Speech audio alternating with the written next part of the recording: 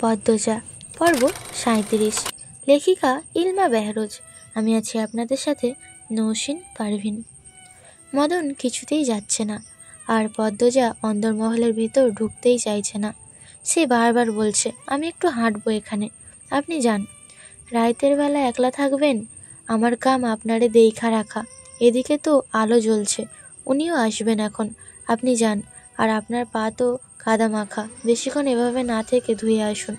মদন পায়ের দিকে তাকালো, লুঙ্গি হাঁটু অবধি তুলে বেঁধে রাখা।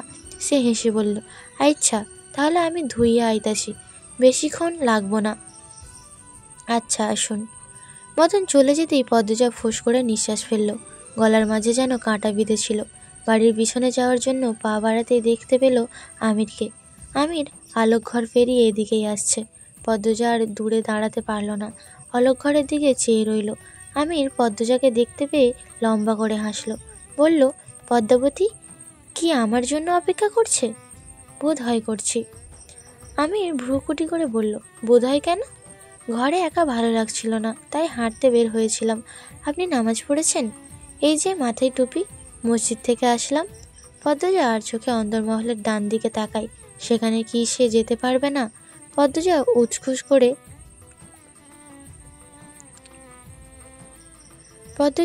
উসখুস করতে থাকলো। আমির পদ্মজাকে পিছন থেকে জড়িয়ে ধরল। আমিরের কাজে পদ্মজার হতভম্ব হয়ে গেল। দ্রুত এদিক ওদিক তাকিয়ে দেখলো কেউ আসছে নাকি। এরপর আমিরের হাতের বাঁধন ছুটানোর চেষ্টা করতে লাগলো আর বলল, ছাড়ুন, কেউ দেখবে। কেউ দেখবে না, এদিকে কেউ নেই। আমিরের কণ্ঠ মোহময়। সে পদ্মজার ঘাড়ে থুতনি রাখলো। এরপর ঠোঁটে ছোঁয়া লাগাতেই পদ্মজা কেঁপে উঠল। জোর করে আমিরের হাতের বাঁধন ছুটিয়ে সরে গেল। বলল, আপনি ঘরে যান। আচ্ছা চলো। আপনি যান, আমি আসছি। কেন, তুমি কোথায় যাবে? পদ্মজা নিচের ঠোঁট কামড়ে কিছু ভাবলো, এরপর বলল, আলোক ঘরে যাব। আপনি ঘরে যান, নয়তো আম্মা আমাকে খুঁজবে। আমি কিছুক্ষণের মধ্যে চলে আসবো, এরপর সব বলবো।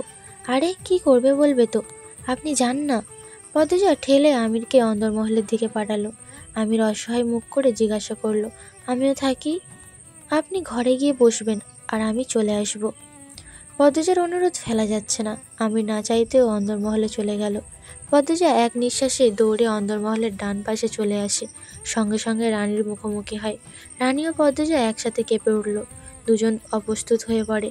রানী আগের কথা বলল, রাইতের বেলায় এমনি ছুঁইতাছ কেন? পদ্মজার মাথা থেকে ঘুমটা পড়ে গিয়েছে। সেই কখন দৌড়ে আসে, চুলের খোঁপাও খুলে গিয়েছে। গাছগাছালি বাতাসে তীর তীর করে চুল উঠছে, তবুও সে ঘামছে। আমতা আমতা করে বলল, আমি তো হাঁটতে বের হয়েছিলাম, জোনাকি দেখলাম এদিকে, তাই নিতে এসেছি। ওহ, কই জোনাকি? নাই তো, একটু আগেই ছিল, এখন তো নাই। রাইতের বেলা একলা থাকবা কেন? আসো ঘরে যাই। তুমি কোথায় গিয়েছিলে রানী আপা? সন্ধ্যায় আজানের আগে তোমার ঘরে গেলাম, পেলাম না। এদিক দিয়ে কোথায় ছিলে? কিন্তু এদিকে তো ঝোপঝাড় জঙ্গল। পদ্মজার প্রশ্নে রানীর মুখ রক্তিম হয়ে উঠল, কেমন অস্বাভাবিক হয়ে উঠল মুখ। সে অপ্রস্তুত হয়ে হাসল। কি বলবে খুঁজে পাচ্ছে না, তা স্পষ্ট বোঝা যাচ্ছে। পদ্মজা অপেক্ষা করছে রানী কি বলে শোনার জন্য। পদ্মজা ডাকলো, আপা। আরে আমি ঔষধ খুঁজতে আসছিলাম। কি ঔষধ? তুমি চিনবা না, আসো বাড়ি যাই, মেলা রাইত হইছে। রানী পদ্মজাকে রেখে এগোতে থাকলো। এটাকে পালিয়ে যাওয়া বলে। পদ্মজা আর থেকে কি করবে? সেও রানীর পিছু পিছু অন্দরমহলে চলে আসে। ঘরে ঢুকতেই আমির হামলা করে। এবার কি কাহিনী বলো তো? বিশ্বাস করবেন? তোমার কথা বিশ্বাস করব না এ হয়? রানী আপা প্রায় জঙ্গলের ভিতরে যায়। আমি জানালা থেকে দেখি উনি এমনভাবে যান যেন চুরি করতে যাচ্ছেন। আমির শুনে অবাক হলো।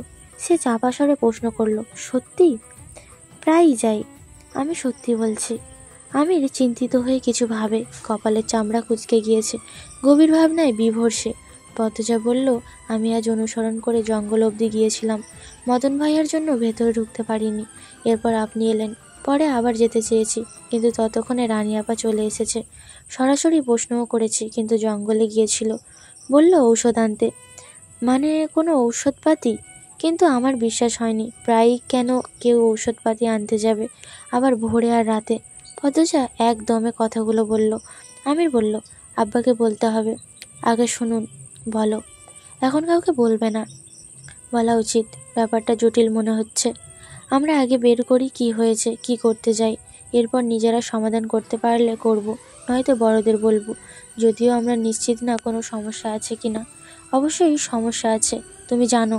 ওদিকে কোনো মহিলা ভুলেও যায় না, যেতে চায় না ভয়ে। সেখানে রানী যায়, বড় কোনো কারণ আছে। আমরা বের করি সেটা। কিভাবে? আমার মনে হচ্ছে আবার যাবে, কাল পরশুর মধ্যে। আমরা পিছু পিছু যাব। খারাপ বলনি, কাউকে বলবে না এখন, অনুরোধ। আমির হাসলো। পদ্মজার কোমর পিছন থেকে জড়িয়ে ধরে বলল, বলবো না। আপনি কারণে অকারণে ছোঁয়ার বাহানা খোঁজেন, এতে পাপ তো নেই। খাওয়ার সময় হয়েছে, চলুন। ঠিক সময়ে না গেলে আম্মা চিল্লাবেন। আম্মারা চিল্লাই, তোমাকে খনিয়ে রঙিয়ে বেশি সুন্দর লাগে।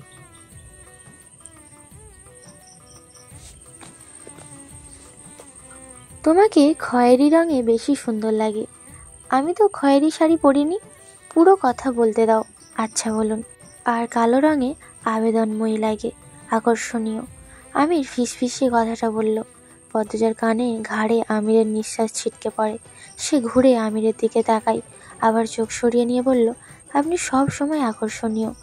আমির হৈ হৈ করে উঠল। সত্যি? কতদিন পর একটু প্রশংসা করলে। আল্লাহ। পদ্মজা মৃদু আওয়াজ করে হাসল, বলল, প্রশংসা শুনতে খুব ভালোবাসেন? অবশ্যই, তবে বউয়ের প্রশংসা করতে আরও বেশি ভালোবাসি।